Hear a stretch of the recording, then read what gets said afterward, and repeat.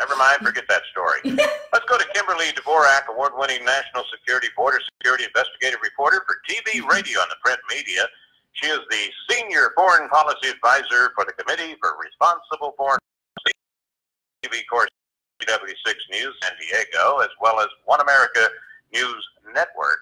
And she's streaming live, periscope.com, Facebook, and a little bit later on YouTube. Hey, Kimberly, how are you doing? I'm doing fine. How about yourself, Chuck? You there? Hello? Can you hear me, Kimberly? Yeah, I can hear you. Oh, okay. I didn't hear you. I said, how you doing, Kimberly? Oh, and I shouted back, I'm just fine. Yeah, you sound like you're way off for some reason. I didn't quite understand that, but anyway, lots to talk about. You know, the average person in America, I wouldn't even say average, I'd say very few people in America realize how dangerous it is when you go shopping in foreign countries, especially like Somalia. And you've got this report, yeah. America's New War, Drone on Terror. Let's get into this, shall we? Yeah. Well, it's kind of been kind of a quiet front because the majority of the news comes out of the Middle East, and the CIA and other dark operations that operate covertly in Africa continue to kind of drift by without much attention from the U.S. media on this front. And you know, the primary war right now is in Somalia, where we're seeing a pretty big uptick in these drone strikes. And again, just like the Obama administration and the Bush administration before them, the CIA is using their intelligence to strike and use these drones, U.S. military drones, to strike terrorists. And they continue to also say that they are not taking out any civilians, that there has been virtually zero civilians killed in this war in Africa. And that's just not simply the case. And we know this from the past president. Now, whether the family members are bad people that are around their terrorist significant others, let's just say, is one thing. But for the United States to actually go into countries that we're not even at war with, we haven't been at war with Somalia, and they weren't necessarily really a part of after the 9/11 attacks, where we just kind of had this broad paintbrush of where we could go to war. Well, I'll tell you, it's pretty obvious, I think, for most people that drones, when they're up in the air, they can't tell the difference between a civilian and a terrorist. No. Interesting report you have here that the number of U.S. airstrikes, drone strikes, and ground raids in Somalia have risen each year of the Trump administration. Wow. Yeah. And you and I, earlier this year, we talked about America's military starting to kind of sprawl across the continent of Africa. We don't really have any economic interest in Africa. We certainly don't have any national security issues with Africa. It's pretty far away. I lived in South Africa for quite some time. And, the U.S. interests here just aren't really, something that, the United States, which our military and our forces who are stretched so thin with these endless wars, there's no really, I know that they say that they're killing terrorists and we have to worry about them, and there are 7,000 terrorists that have died that maybe would have come to the United States, but really, I mean, are they that good of swimmers? Because we've got a couple of really big oceans on either side, and then again, as we talk out week after week, as long as we protect our borders with Mexico and Canada, we're okay. So what we're in essence doing in Africa now, which is a war the United States does not want to get involved in, because war in Africa would be a nightmare. They would wish that they could go back to the Middle East, because it would just be an absolute nightmare with all the different tribal areas, the jungles, and all of that go along with Africa. But when you look at this, it's something that you have to put on your priority radar screen here. I don't think many people think that we have a huge threat from African countries. Right. Tell me the difference here, our working relationship, because your report, you talk about officials with the United States Africa Command, so I guess that would be AFRICOM officials. Yep. Yeah. And they're denying reports by the Somalia Human Rights Association, Amnesty International,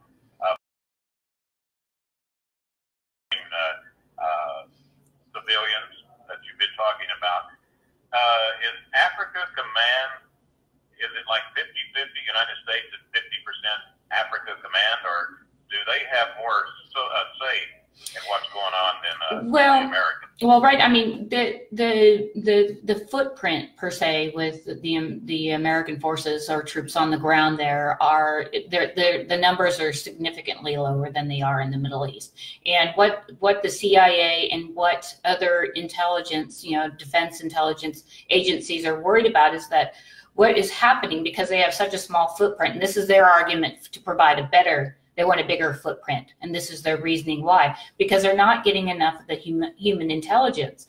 And so when they're reaching out to say, okay, we just heard that there were a group of terrorists, over in this little zone over here, what can you tell me about them? Well, you have tribal elders, similar to what they have in the Middle East, where they're getting their human intelligence from people who want to get rid of their enemies across the street. So in essence, the military going, okay, great, thank you so much for the information. They go and they take, the drones out and they wipe out, a home or two or an enclave and say no civilians were killed here, and we're doing what we need to do on the war for terror. But in essence, we're not doing anything for the war on terror once it really comes into Africa, because we really don't have a say in what's going on in Africa.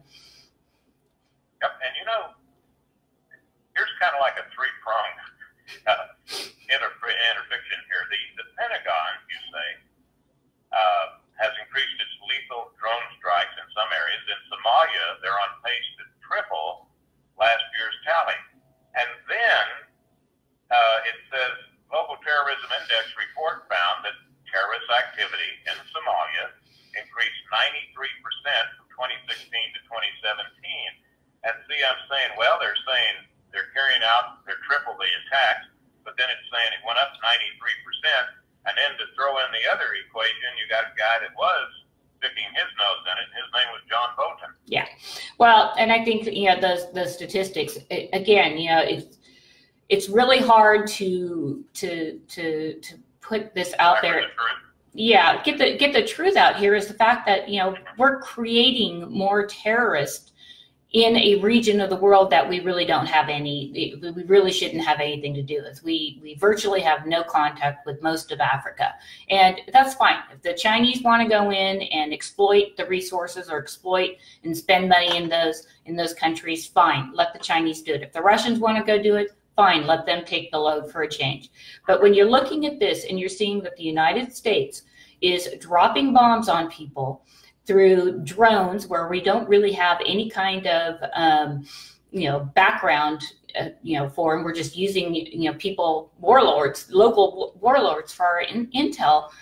This is, you have to question who is running the war here in Africa. Why are we even there? And since we are there, do we want to go and just annihilate the entire country, or are we just doing this self-licking ice cream cone here where we're keeping wars going so our military can keep busy and our defense contracting industry can make lots of money and build more weapons? I mean, there's been no purview, there's actually been no mission statements as to why we're in Africa in the first place.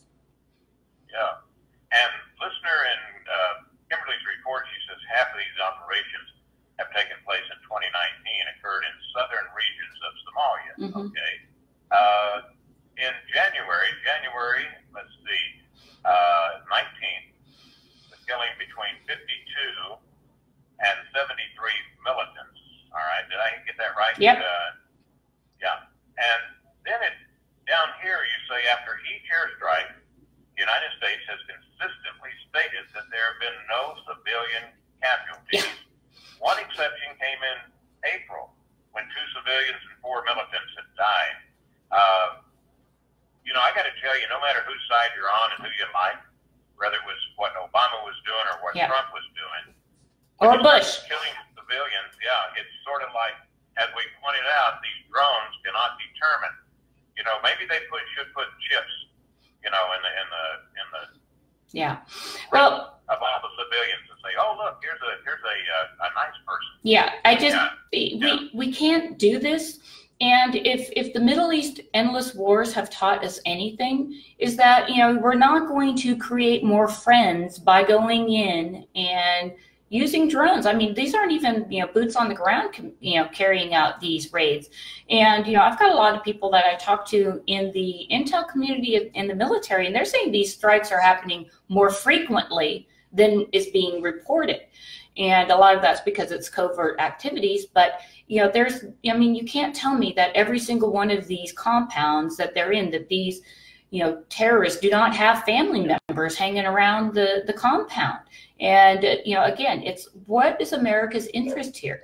You know, maybe we should take the resources that we're spending to actually, you know, create more death and destruction in Africa now, and let's bring it back to the United States like the American people would like, and let's start rebuilding our infrastructure and start concentrating on what's going to make us a better country moving forward. Because right now, we just seem to be going from war to war in the whole situation. And, you know, John Bolton said we need more and more war, and he's trying to escalate it with North Korea again now, and he's done even with the administration. But, you know, it's this all-out effort by, you know, some very powerful people behind the scenes that are saying, you know what, we want to go to war with all these people. That's what we need to do. So we're going to go. Yeah, and, you know, and you said, you know, troops on the ground. I automatically, you know, think about, you know, like the SEAL team, for example. But you also, in this report, you said the strikes are victims of bad intelligence during and before the raids. And according, a lot of this is coming from locals. And then at the same time, you said the United States plans to open another drone base. And President Trump has granted the CIA and the U.S. military broader powers to execute high-risk counterterrorism airstrikes and raids in Somalia. Wow. You know, does the left hand know what the right hand is doing? Exactly. You know, and I think that's the absolute best, you know, comeback there, Chuck, is that, you know, the president clearly isn't getting or watching what's going on down here in Africa whatsoever. He has no idea that he's granting greater authority. And, you know, if he is, like right now, ensnared in this, you know, battle with the CIA for this impeachment and all of this information, you know, do you think that they're going to be giving him, you know, better information, you know, for these drone strikes in Africa? Do you think that they're going to be on his side? Maybe they'll like drop a few errant strikes that will really make the president look bad. So I think just when you look at it in the totality, America just needs to ask the question, you know, what's in it for us? Is this something that we need to do? Is it for our national security we need? And we all know the answer to that is no. Africa is a million miles away. I mean, I'm being, you know, facetious when I say that, but it's really far away from our country. And it's not a place that we really have any stake in whatsoever. We just don't. Well, and, you know, you kind of touched on it a moment ago. We'll just take any country and any country leader right now kind of on edge when they talk to the president of the United States, because they don't know who's listening. Thank you, Democrats. Thank you, Adam Schiff. Well, and this Adam is, Schiff probably, well, I was just going to say, I mean, you know, these are all reasons why it's time for the United States to come back home and focus on our country. And the president actually took a very big step yesterday, early evening, when he announced that we're finally going to remove our 1,000 to 2,000 troops out of Syria. And of course, here came the domino effect with all the neocons. All of a sudden, the liberal pundits who all think that we need to be in war in Syria for some reason or other, you know, coming out against the president saying this is reckless, this is lawlessness, that he's getting the troops out. He's essentially letting Turkey take over parts of Syria, northern Syria, which may be true, but is that for the United States again to decide? We are not at war with Syria. We have not even gone out and tried to get any kind of any documentation from Congress to say, yeah, go ahead and strike in Syria, do regime change. It always works out well for us. We'll just trust that you can do it. And the American people just, you know, they woke up, and if they saw the news, the president saying we're getting out of Syria, they were actually kind of happy about that news, because the the majority of Americans do not want to be in these endless wars anymore. And we talked about, I think last week, about this is going to come down to regional. Who's going to run that region? The Iranians, who are primarily Shia, or is it going to be the Sunnis, Saudi Arabia and Turkey? The primary stakeholders there. So who's going to run that region? You know what the president said, I'm done. We've done it. We've been for 3 years. You said that we needed to stay there. I've lost my patience. We're coming out, and we're going to let the rest of the China and the Russia and the other players decide what they want in that region. The United States is getting out. And the surprising thing as we go into our break here is that you say he spoke to Erdogan, yeah. Turkey's president, his blessing. Mm-hmm. Yeah, and I wonder how many other people were listening. I wonder everybody doesn't know about this.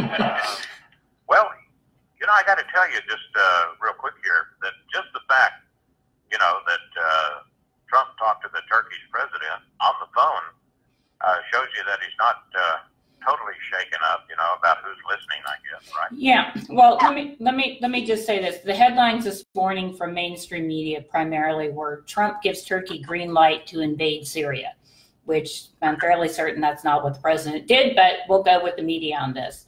There was a tweet kind of exchange that was very interesting. It was a former Middle East convoy guy. Brent McGurk. And he under Obama, was, in charge of basic, Middle East relations, diplomacy, and things of that nature. He tweeted out basically that, the president here says the United States is not holding any ISIS detainees.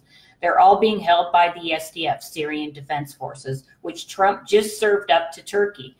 Turkey neither has the intent nor desire to manage the 60,000 detainees in a camp, which the state and DOJ IG's warn is a nucleus for resurgence of ISIS. So the president of the United States said that we're not going to take care of 60,000 ISIS terrorists. They're going to turn them over to Turkey, is what this former diplomat is saying. Well, good. Give them to Turkey. They want 60,000 terrorists in their country. That's fantastic news, I think, for the United States. Look, the American people see this for what it is. We've been over there for 18, 19 years. Whatever's been working, what they've done in the past hasn't worked. The president has said enough. He's put this off, like he said today, for 3 years. He said enough of these endless wars. That's exactly what Russia and China want. They want us bogged down in these quagmire wars so they can continue to, wreak whatever diplomatic havoc they want to around the region, around the world, so they can build their stature in the, on the planet, I guess, essentially. So, American people are on the president's side on this. And when we see people that are actually trying to say that we got to worry about the 60,000 ISIS people, that, we don't, we need to protect them. Are you kidding me? Mm-hmm. They don't think about that 60,000 coming across the United States border, do they? No, they don't. Have no problem with that whatsoever. Hey, let me ask you real quick here, about a minute left. The 60,000, how many of those do you think are actually members of ISIS? I guess that's a really good question. I mean, you could most likely say, you'd probably say almost most of them would be ISIS sympathizers. Let's put it that way. They sympathize with that, and they are Sunni, and they are still think that there's a caliphate going on. But unbeknownst to them, the caliphate will be moving forward with Turkey, and President Erdogan will be the character that wants to lead the next caliphate, and he believes he is the caliphate already in the region. So if that's what he wants to do and get bogged down in all this, and let's see if China or Russia comes to their aid. Because America will no longer be coming to their aid. Well, let me tell my listener, Kimberly is kind of an expert on Guantanamo Bay and the prison there. She's visited that place. Yes. And isn't it funny? We know the Democrats don't want them there, so let's just leave them over the exactly Turkey or whatever. Yeah. Hey, excellent report, Kimberly. Thank you very much, and looking forward to our next visit. It's Kimberly Dvorak, D-V-O-R-A-K. That's D-V-O-R-A-K, and it's thekdreport.com,